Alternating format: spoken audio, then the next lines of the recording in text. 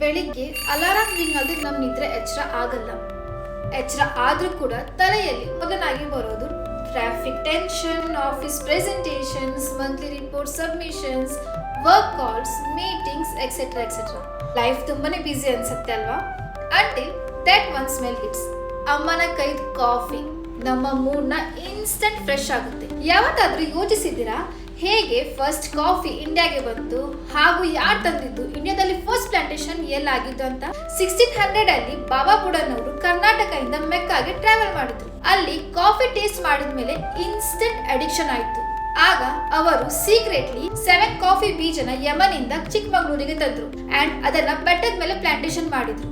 From then onwards Baba Budangiri ಅಂತ ಹೆಸರಾಯ್ತು. That's how its journey started. Karnataka, Kerala, ತಮಿಳುನಾಡಿನಲ್ಲಿ filter coffee revolution start ಆಯಿತು. Strong decoction, fresh milk and that perfect balance of sugar ನಮ್ಮ iconic coffee ತಯಾರಾಗುತ್ತೆ. Chikkamagaluru, Coorg, Wayanad coffee estates ಗಳು ಭಾರಿ ಬೆಳವಣಿಗೆ ಮಾಡಿದೆ. ಜಪಾನ್, ಯುರೋಪ್, US ಗೆ ಎಕ್ಸ್ಪೋರ್ಟ್ ಕೂಡ ಆಗ್ತಾ ಇವೆ. Today India is the 6th largest coffee producer in the world.